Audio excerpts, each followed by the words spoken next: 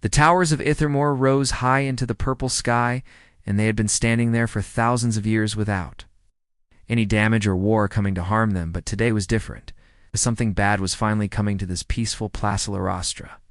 Stood at the top of the highest tower, and she was watching the sky with worry in her heart because she could see the enemy ships coming down through the clouds, and there were so many of them that they blocked out the light from the two suns that normally shone on her city. She was an elf with long silver hair that moved in the wind, and her eyes were a deep purple color that matched the sky.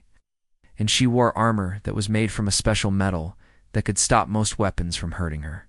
And beside her was her dragon, whose name was Emberwing Burburm. He was huge, and his scales looked like melted copper in the sunlight, and smoke came from his nose with every breath. And he was old and wise, and had lived for many centuries, and seen many things that others had not. The enemy was called the Krathic, and they were a race of beings that looked like giant insects with hard shells and sharp claws, and they had conquered 17 other worlds before coming here, and everyone knew that when the Krathic came to a planet, they did not leave until everything was destroyed or surrendered. Larestris knew that her people only had 5,000 soldiers who could fight, and the enemy had 40,000 or maybe even more, and her people had good weapons that shot beams of energy, and they had shields that could stop most attacks. But the Krathic had broken through shields before on other worlds behind her. In the tower room, something strange happened because a circle of light appeared in the air, and it was not supposed to be there, because their security systems should have stopped anyone from making a portal into this place. She turned fast, and her weapon came to her hand, and it was a blade made of pure energy that glowed bright blue, and she held it ready to fight whatever came through that portal. Person stepped through, and this person wore strange armor that was different from anything Larastra had seen before, because it was made of metal plates over dark fabric, and the person carried a weapon that looked very simple and old. Stranger took off the helmet, and Larastra saw that it was a woman with short brown hair and tired eyes, and she looked like she had been fighting for a long time. A woman spoke and said her name was Kate Morrison, and she was a lieutenant in something called the United States Marine Corps from a planet called Earth, and she said she had come to help them. Larastra kept her weapon ready because she did not know this person or this Earth place, and she asked how this stranger had gotten past all their defenses and security systems. Kate explained that they had picked up a distress signal that came through a wormhole, and it had reached her ship 3 days ago, and when they investigated, they found out that this world was about to be invaded, so she had come through the wormhole to offer help. Larastra looked at the invasion force outside and then back at this human, and she asked if Kate had come alone, because one soldier would not make much difference against 40,000 enemies. Kate touched something on her wrist and said that her ship was in orbit above the planet with a small crew, and they were mostly scientists, but she had brought supplies that might be useful. Suddenly things started falling from the sky, and they were burning as they came through the air, and Emberwing launched himself from the tower with a mighty roar, and he caught one of the falling objects and brought it down gently to the ground below. When Larastra went down to see what was in these containers, she found weapons inside, but they were not energy weapons like her people used, and instead they were simple guns that used chemical explosions to shoot pieces of metal, and there were also grenades and ammunition and other supplies. What caught her attention most was a collection of long blades, and each blade had a special attachment that would let it connect to the bottom of a rifle. Kate came and stood beside her and picked up one of the blades, and she tested its edge with her thumb, and then she looked at Larastra and made an observation. She said that the armory of this city had very advanced weapons, and there were energy rifles and plasma cannons and shield generators, and all of it was very impressive technology, but she had noticed something missing from all those advanced weapons. Kate held up the blade attachment and asked where the bayonet slot was on their advance rifle. Larastra did not understand at first, because her people had not used blade weapons attached to guns for many generations, and their technology moved beyond such primitive things. Kate explained that when the power cells ran out, and when the shields failed, and when all the advanced technology stopped working, then a soldier needed something simple that would still work, and that was what these blades were. For Emberwing had been listening to all of this, and he made a deep rumbling. sound in his chest and spoke directly into their minds, using his telepathic ability. He said that the human spoke with wisdom, because he had lived through 5 major wars in his long life, and he knew that the last part of any battle was never won. With fancy weapons, but with determination and simple tools, Lyrastra was not convinced yet, because her people had always relied on their advanced technology, and it had served them well for thousands of years, and she did not see why they should go backward to using primitive weapons now. But Kate looked at her with those tired eyes and said something that made Lyrastra pause and think. She said that the Krathic had a strategy, and they knew exactly how long it took for defenders to run out of energy and ammunition for their advanced weapons, and they planned their attacks around that knowledge.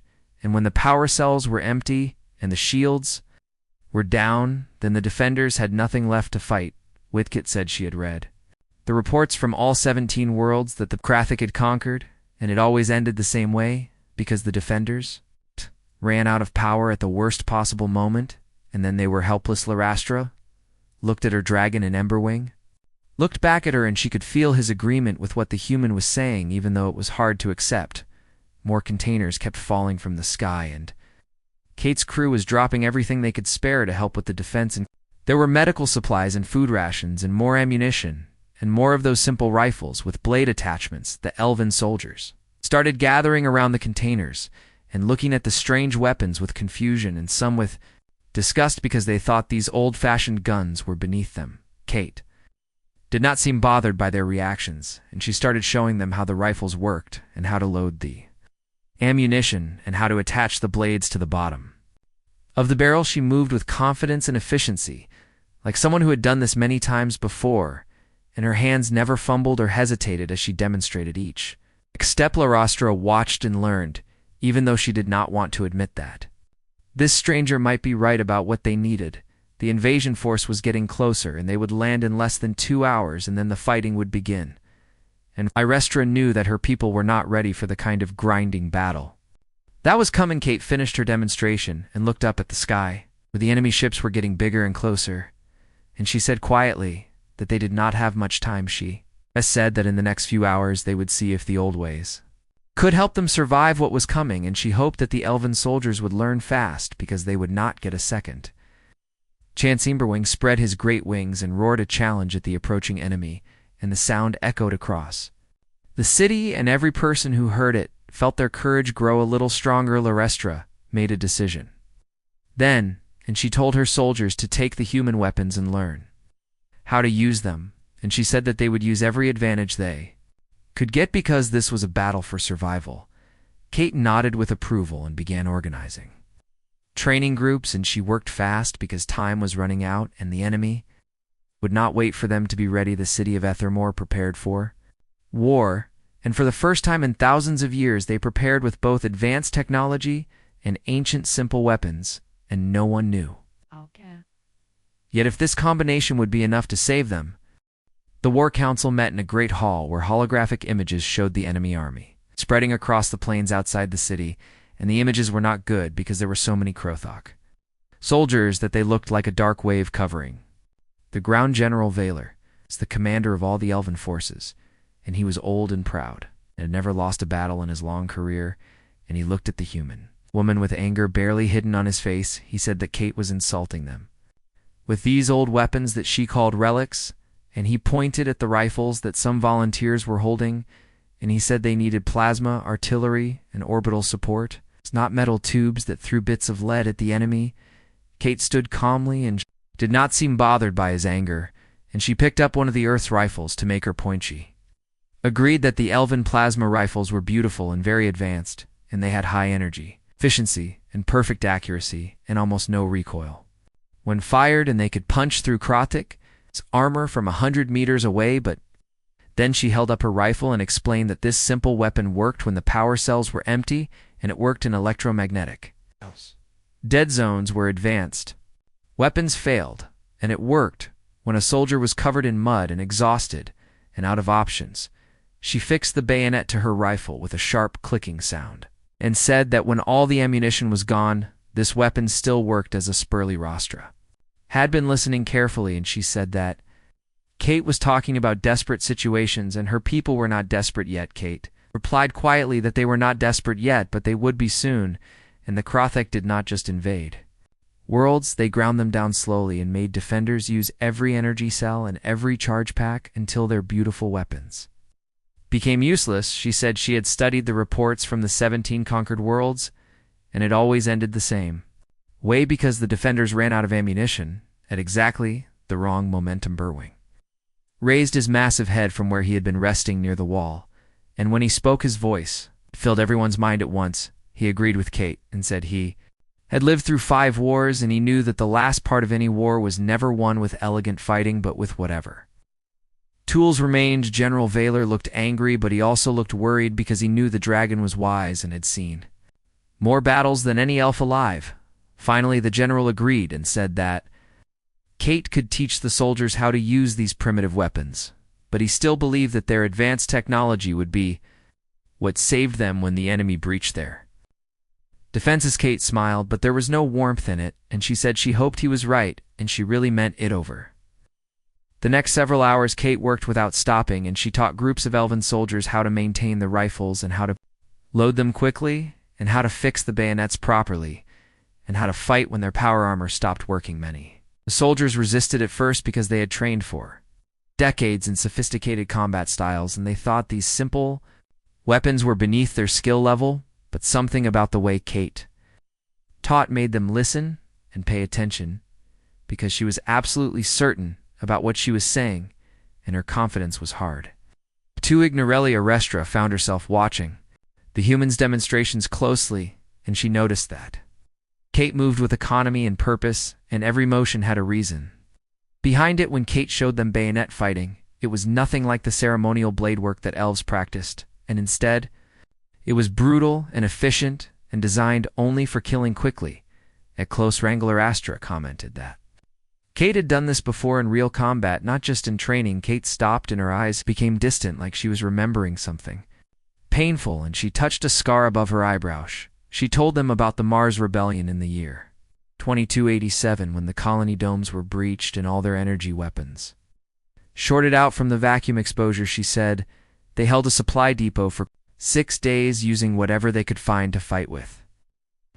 And that was where she learned about improvisation and survival.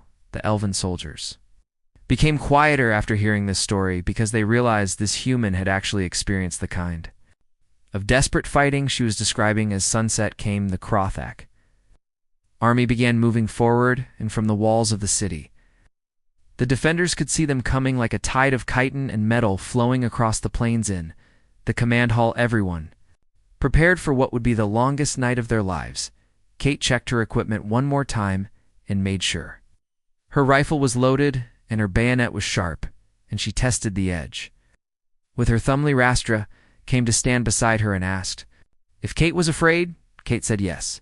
She was always afraid before a battle, but fear was useful because it kept you alert and careful, and the soldiers who claimed they felt no fear were either lying or foolish. Merwing joined them, and the great dragon looked out at the approaching enemy, and he said that he had burned many enemies in his long life, but he had never fought the Krothak before. He asked Kate what she knew about their tactics. Kate explained that the Krothak used overwhelming force and numbers, and they had no subtlety in their approach because they did not need it when they had such large armies. She said they would attack in waves, and each wave would be designed to drain the defenders' energy reserves and disrupt their shields, and eventually break through by pure attrition.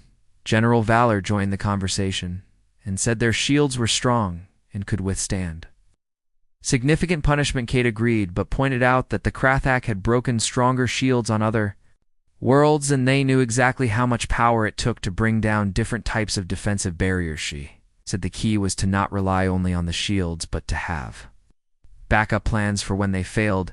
The general looked like he wanted to argue, but instead he just nodded and said he would position reserves at key points along the wall. As darkness fell, the enemy began their final approach, and the defenders took their positions, and every soldier checked their weapons one last time. The elves held their plasma rifles ready, and most of them also had one of the earth rifles slung across their backs as a backup. Many had bayonets attached already because Kate had taught them that it was better to have the blade ready than to try attaching it during combat. Kate moved along the wall and checked on different positions, and she offered advice and encouragement to the soldiers. She passed Leoristra, watched her, and realized that the human was a natural leader, and people trusted her even. Though they had only known her for a few hours, the first enemy artillery strikes began. Just after full darkness, and they were testing the shields and looking for weak points, the defensive barriers flared bright white each time they absorbed an impact, and for now they were holding strong, but Kate knew, and Leoristra knew, and probably everyone knew, that this was just the beginning, and the real test would come when the shields started to Flemberwing launched himself into the air, and other dragons followed him, and they would provide aerial support and attack enemy artillery positions, the sight of dragons flying into battle was magnificent and terrifying, and it gave the defenders hope. Kate raised her rifle and sighted down the barrel at the approaching army, and she whispered something under her breath that sounded like a prayer. Then the real fighting began.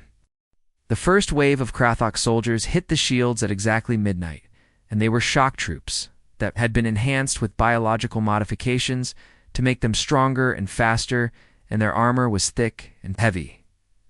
The energy barriers around the city flared bright white and held against the initial assault, but then the enemy brought up their disruption field generators and positioned them all around the battlefield. Kate watched through her helmet display, and she saw exactly what she was just had expected to see, because the Krathok were following their standard invasion pattern from orbit above the planet. Lieutenant Amy Blake was monitoring everything from the human ship called Wanderer, and her voice came through on Kate's communication. Divisimi reported that Shield Generator 3 was starting to fail because the enemy is concentrating massive firepower on the eastern side of the city. Kate acknowledged the report and switched to another channel to talk to General Vaylor, and she told him he needed to redistribute power from the north section to reinforce the east. The general's voice was strained when he replied, and he said he was aware of battlefield dynamics, but Kate could hear that the first hour of combat had changed. His attitude, the plasma cannons, were devastating, and they cut through enemy ranks with beautiful efficiency, but the Krat just kept coming in, endless waves, and the energy reserves were depleting faster than anyone had predicted. Dembring dove from the clouds and released a torrent of fire that incinerated a cluster of enemy artillery, and his flames were so hot they turned night into day for a moment, but even the ancient dragon could not be everywhere at once, and the enemy had brought special troops that were resistant to fire specifically to counter the dragons. At 3 in the morning, the eastern shield collapsed completely, and Krathok warriors poured through the breach in the defenses. Their blade limbs gleamed in the darkness as they charged forward, and they made clicking sounds with their mandibles. That was their version of a battle cry. Their elven defenders met them with plasma fire, and bright lances of energy cut through the darkness, and for about 10 minutes it looked like they might hold the line. Then Kate heard the rhythm of the firing change, and the gaps between shots grew longer, and she knew what that meant. The power cells were running dry. She grabbed her rifle and vaulted over the barricade without hesitation, and shouted for her unit to follow. Hurt 20 human Marines had volunteered to come on this mission, and they had been holding in reserve, waiting for exactly this moment. They followed Kate without question, and their rifles spoke with a different voice than the plasma weapons, because chemical propellants made a sharp cracking sound that was harsh but reliable. A Krathok warrior appeared in front of Kate, and it was massive and towering, and its mandibles clicked as it prepared to attack. She fired 3 rounds into its thorax, where the armor was weakest, and then dropped to one knee as its claws whistled over her head while it was off balance. She drove her bayonet up under its armor plates, and the creature made a shrieking sound and collapsed. Kate pulled her blade free and shouted for the soldiers to fix bayonets and form a close combat formation. The elven soldiers she had trained hesitated, but only for a second, because they remembered what she had taught them. They attached their blades and followed her into the breach, and what happened next was not the elegant warfare they had practiced for centuries. It was brutal close-quarters fighting, where rifles became spears and energy cells were forgotten, and all that mattered was steel and determination. Soldiers stabbed and slashed and pushed forward step by step, and the Krathok fell back because they had not expected this kind of savage resistance from above. Leoristra watched while riding on Emberwing's back, and she felt something change in her understanding of combat. The human was not trying to replace their technology, but was teaching them to survive when technology failed. Domberwing spoke into her mind and said that Kate was teaching them. Quickly, Laristra said that Kate was not her student.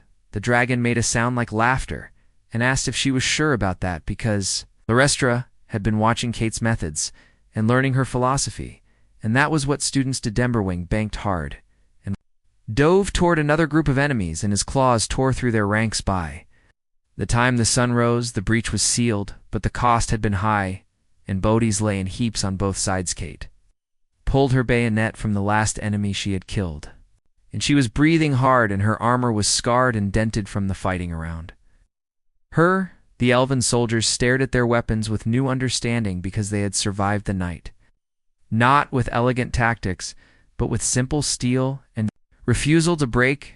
General Vaylor found Kate as the sun came up over the battlefield, and his armor was damaged and his face showed exhaustion. He said simply that Kate had been right about the grinding nature of the battle and about running out of power. He looked at the bayonet still attached to his rifle and said he was sorry for his earlier arrogance. Kate nodded and accepted his apology, but then told him they were not done yet, because that had only been a probing attack to test their defenses. She said the real assault would come tonight. The general looked shocked and asked how she knew this. Kate explained that the Krothic always followed the same pattern, and they probed first to find weaknesses, and then they struck with everything they had. She said they needed to rest and resupply and prepare for an even bigger fight. Rastra had joined them, and she had wounds from fighting, but her eyes were bright with something that looked like respect. She asked what they should do to prepare. Kate said they needed to make a choice, because their shields would not survive another sustained assault, and their energy reserves were at 30%.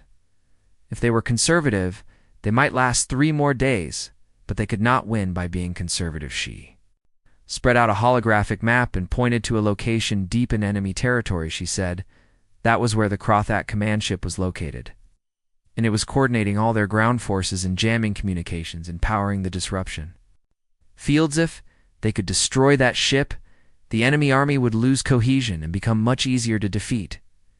General Vaylor shook his head and said the command ship was 40 miles behind enemy lines and protected by their entire army. He said they would need to punch through with everything they had, and that would leave the city defenseless. Kate looked at Emberwing, and the great dragon met her gaze, and understanding passed between them. She said they would not need to use everything, because they had dragons. Laristra understood what Kate was proposing, and she said it out loud. A dragon strike with all their riders attacking the command ship at once while a ground team disabled its shields. The general said flatly that it was Suicide Deemborwing, corrected him and said it was audacious.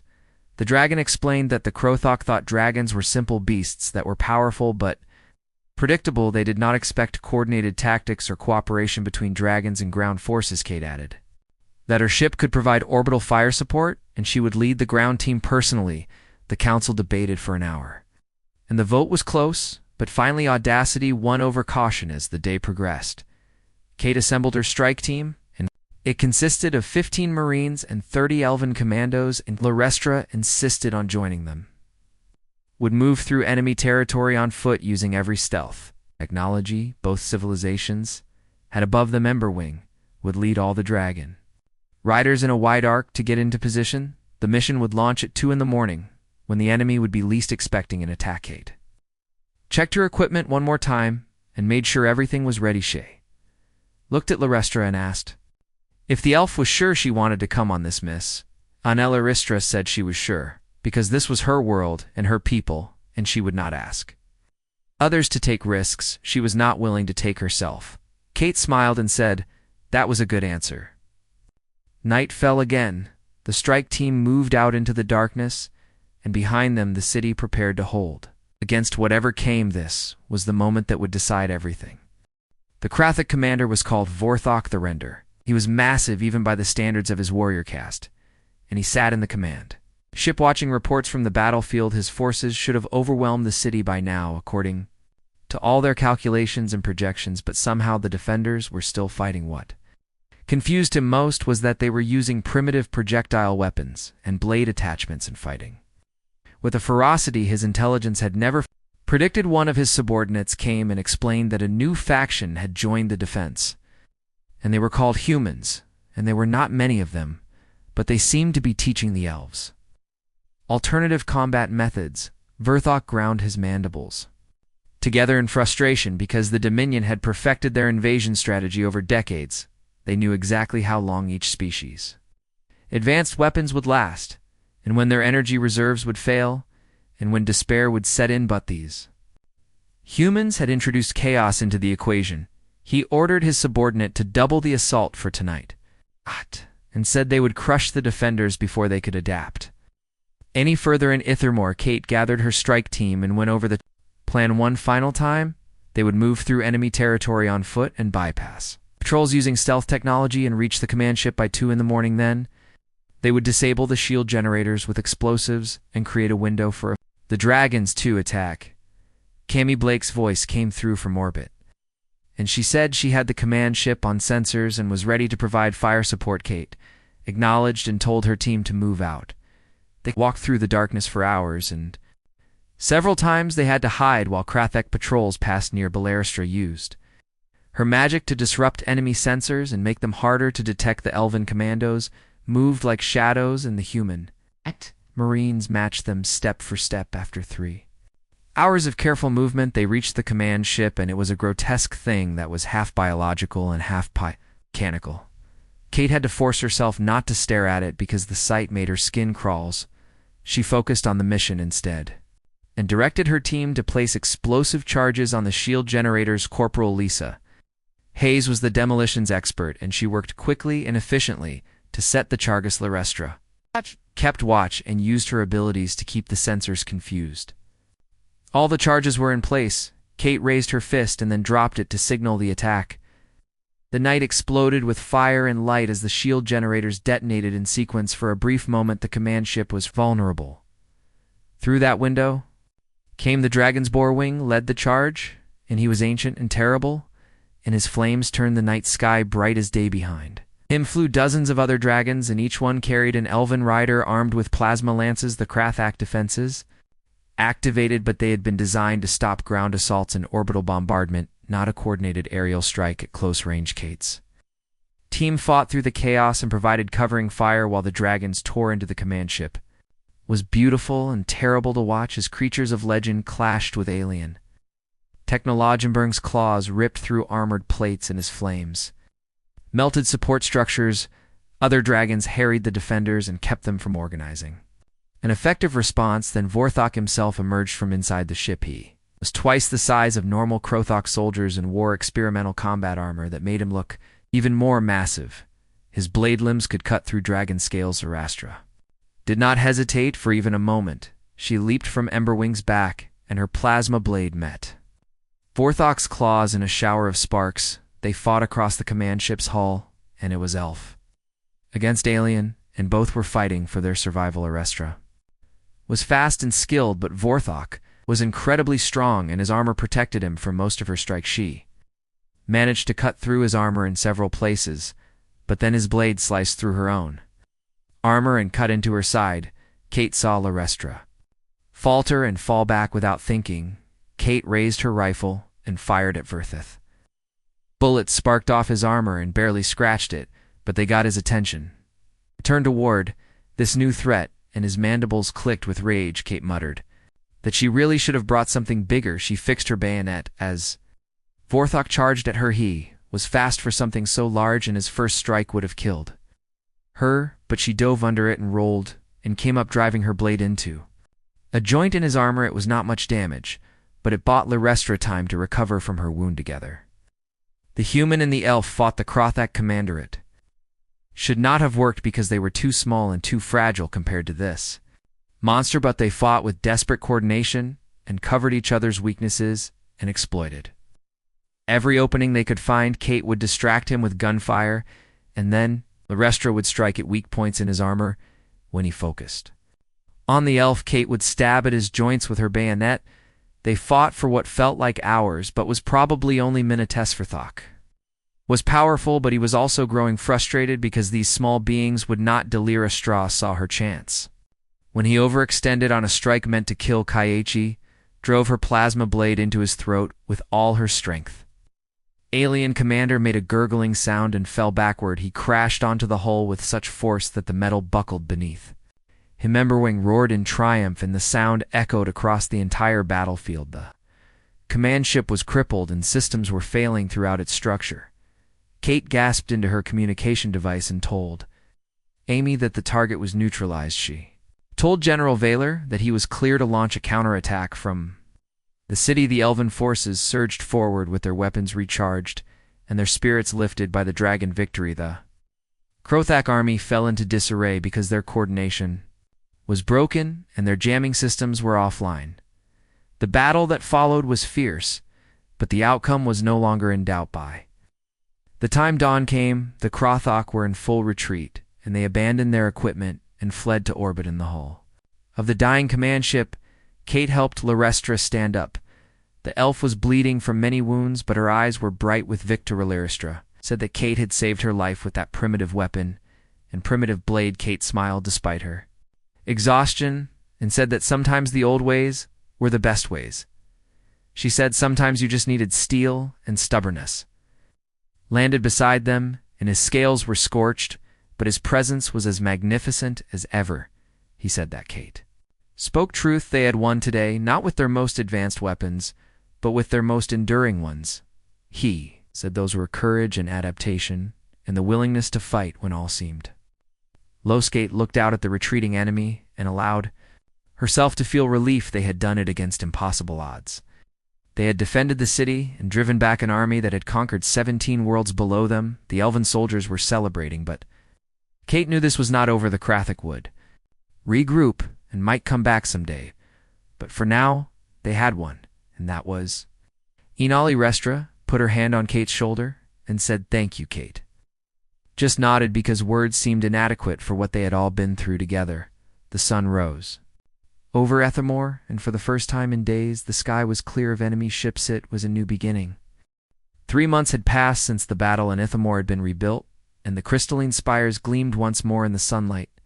But something fundamental had changed about the city and its people. In the military academy, young elven warriors now trained with both plasma rifles and traditional firearms, and they learned that having backup weapons was not a sign of weakness, but a sign of wisdom. In the walls of the city, new statues had been erected, and they showed Emberwing in mid-flight, with his wings spread wide, and Larestra with her blade raised high, and beside them stood a human in marine armor fixing a bayonet to her rifle. Kate stood before that statue and prepared to leave because her mission was complete, and the Wanderer waited in orbit to take her home through the wormhole back to Earth. But saying goodbye was harder than she had expected it to. Balirastra came to find her and offered that Kate could stay because they still had much to learn from her.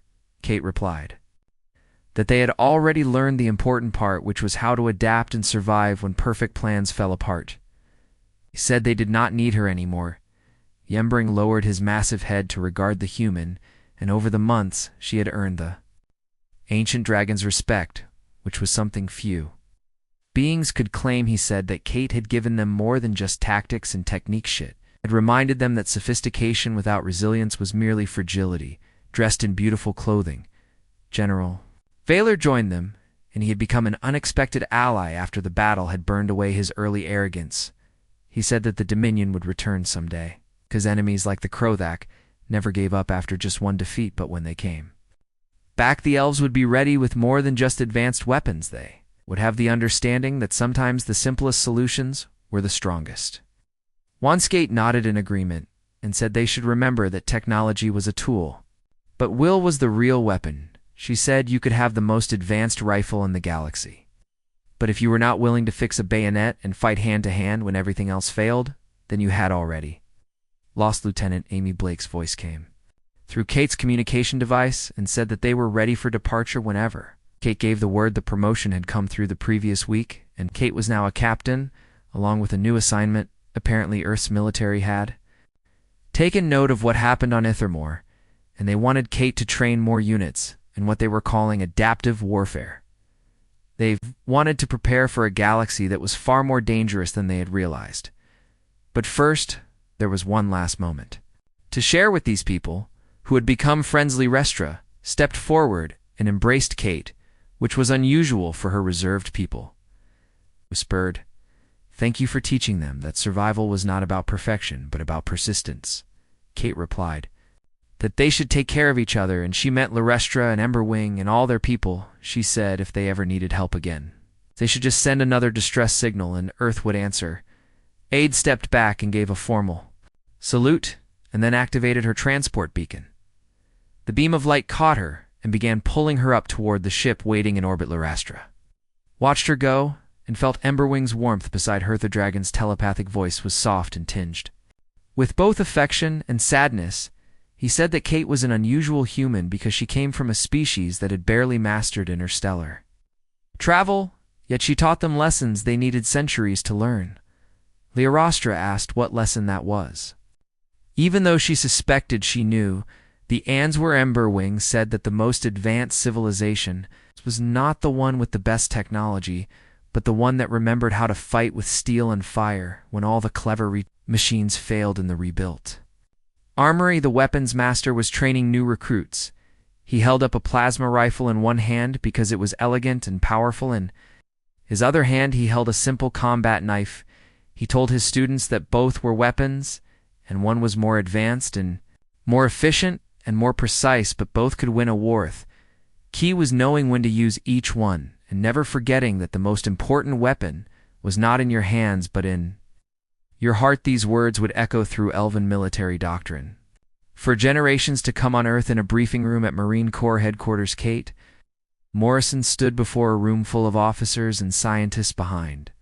Her hologram showed the Battle of Ethamor and the moment when dragons and marines fought side by side against impossible odds. She told them that humanity was stepping into a much larger universe. A universe with species thousands of years more advanced than humans. Some would see humanity as primitive and beneath noticeand by their standards of technology. They might be right, but humans had something those advanced species had forgotten, something carried from caves and trenches and desperate last stands throughout human history. Shay picked up a rifle from the table, and it was an M4A3, which was the same model she had carried on Ethamor with practiced efficiency. She fixed the bayonet beneath the barrel.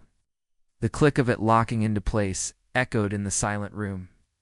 She said that humans remembered survival was not about having the best weapons. It was about the will to keep fighting when the power ran out, and when the shields fell, and when every sophisticated system failed. It was about steel and stubbornness, and the absolute refusal to quit. She said yes, they would learn alien technology and build better ships and better shields and better plasma rifles, but they would never forget how to fix a bayonet and fight at close quarters when everything else went wrong. She, with the rifle down on the table, Admiral Helen Cruz, who was the Marine Corps Commandant, asked what lesson that was. Kate smiled and thought of an elf with silver hair and a dragon with copper scales. She thought of a night when the old ways proved stronger than anyone expected. She said that the armory might boast advanced weapons, but a warrior always asked where the bayonet slot was. The room erupted in applause, but Kate barely heard it. She was thinking of Ithamor and wondering if Larestra and Emberwing were looking at the same stars somewhere. Out in the galaxy, two civilizations had learned from each other. They had been transformed not by technology, but by the ancient truth that sometimes the simplest weapons wielded by determined hearts could change the course of history. And armories on both Earth and Ithamor, weapons masters made sure every advanced rifle had a slot for a bayonet attachment, just in case, because you never knew when you would need it. But it was always better to have it and not need it than to need it and not have it. That was the lesson of Steeland. It would endure long after the most sophisticated weapons had been forgotten. Young soldiers on both worlds learned to maintain their energy weapons with care, but they also learned to keep a blade sharp and ready. They learned that technology could fail, but courage and determination never would. The story of the Battle of Ethamor spread across many worlds. Other species heard about the humans who taught ancient ways to an advanced civilization. They heard about the dragons who fought alongside marines. They heard about the elf warrior and the human soldier who defeated a mighty enemy with simple steel and stubborn heart. Some laughed and said it was just luck. Others understood that it was something Much more important, it was a reminder that advancement was not just about technology, it was about remembering the lessons that had kept your species alive through countless generations. Kate continued her work training new units and spreading the philosophy of adaptive warfare. Laristra became a legend among her people and taught new generations of warriors. Berber watched over them all with ancient wisdom, and on quiet nights, when the stars were bright, Kate would sometimes look up and wonder if somewhere out there, Larestra was looking at the same stars and remembering. Lesson of steel had been learned, and neither civilization would ever forget it.